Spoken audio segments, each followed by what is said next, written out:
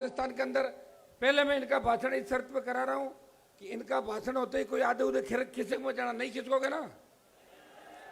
जैसे ही इनका भाषण हो जाए फिर ये एयरपोर्ट जाएंगे और इनके बाद कुछ वक्ता बोलेंगे, फिर मैं भाषण करूंगा। कोई भी हिलना मत, 2 घंटे तक यहाँ से बैठे रहोगे। अरे हिम्मत है कि नहीं, यहाँ से बोलो तो सही कुछ। तो पहले मैं चंद्रशेखर जी को आमंत्रित करूं, मेरे भाई को, कि आपको संबोधित करें कि नई दिशा राजस्थान को कैसे दें, देश को नई दिशा कैसे दें। इस मामले में आप इन नौजवानों को, किसानों को संबोधित करके इनमें नई ऊर्जा का संचार करें। चंद्रशेखर जी को मैं आमंत्रित कर रहा हूं और मेरा स्पीच बाद में करूंगा, आपको हिलना नहीं है।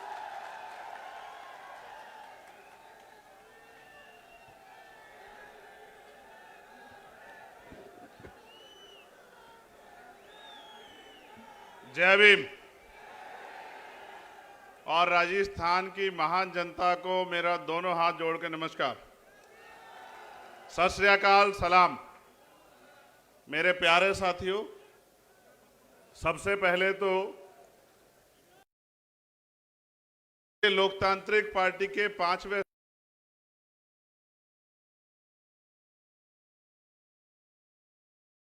मैं इसलिए आपसे पहले ही माफी मांग रहा हूं क्योंकि मुझे जाना है। आप जानते हैं मैंने कभी मुसीबत में आपका साथ नहीं छोड़ा, लेकिन आज एक समस्या ये है कि जैसे आप प्यार करने वाले लोग यहाँ हो, ऐसे ही उत्तर प्रदेश में जो प्यार करने वाले लोग हैं उन्होंने भी सभा बुला रखी। उनकी सभा 11 बजे की थी। मैंने बड़ी मुश्किल से उनसे निवेदन करके कहा कि मैं थोड़ा देर से आऊंगा, आ जाऊंगा।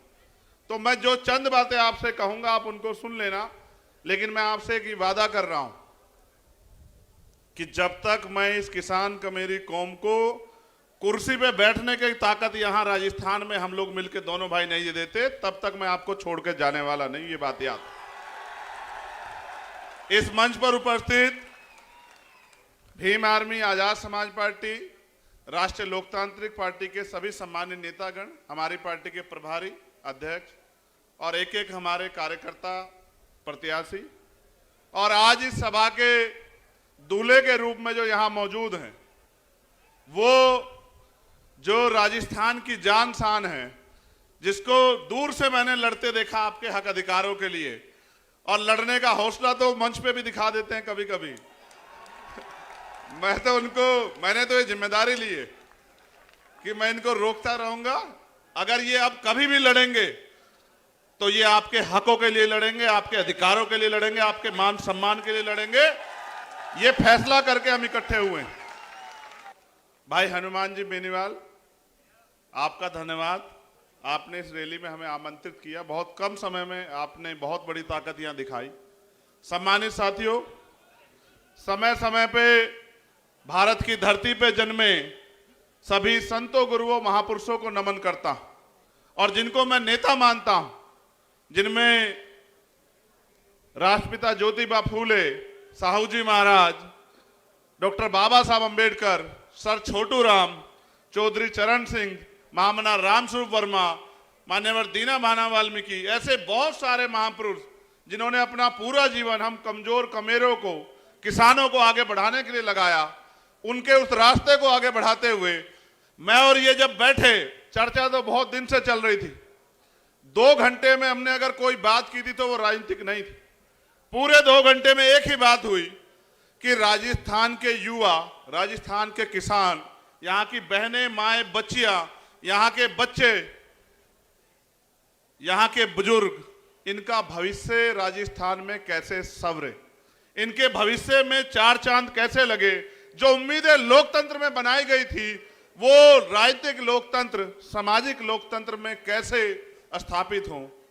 मेरे आज भी याद है, देश गुलाम था और डॉक्टर बाबा साहब अंबेडकर और सर छोटू राम इस बात के लिए लड़ रहे थे कि जिनको हाशिए पर रखा गया व्यवस्था में, उनको कैसे तरक्की दी जाए।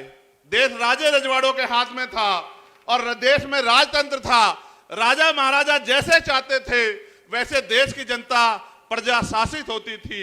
ना हक थे ना अधिकार। जो राजा ने कह दिया, राजा ने कहा दिन तो प्रजा ने कहा दिन, राजा ने कहा रात तो प्रजा ने मान लिया रात, और ये बहुत लंबे समय तक चलता रहा।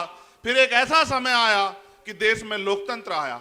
देश में जब लोकतंत्र आया तो समस्या ये थी कि एक तरफ आर्थिक रूप से गैर बराबरी थी, एक तरफ बड़े बड़े महल और एक तरफ गरीबों की झोपड़ियां, दूसरी तरफ सामाजिक आधार पर गैर बराबरी थी, छुआछूत थी, ऊंच नीच थी।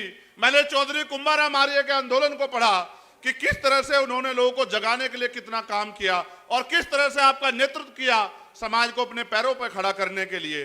असल लड़ाई ये थी कि लोकतंत्र तो आया था, लेकिन पैसे वाले लोगों ने तय किया कि वोट इनके पास चला गया है। वोट को रोकने के लिए भी षड्यंत्र हुए। कोई कहता वोट उसको मिलेगा जो पैसा वाला है, कोई कहता उसको वोट का अधिकार मिले जिसके पास जमीन जायदाद है, कोई कहता उसको मिले जिसके पास व्यापार है। हमारे नेता लड़ रहे थे कि लोकतंत्र लोकतंत्र तब होगा जब अंतिम व्यक्ति को भी सरकार चुनने का अधिकार मिलेगा।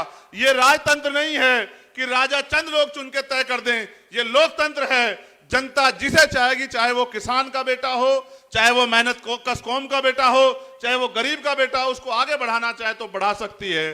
तमाम साजिशों के बाद जब बाबा साहब अम्बेडकर ने अपने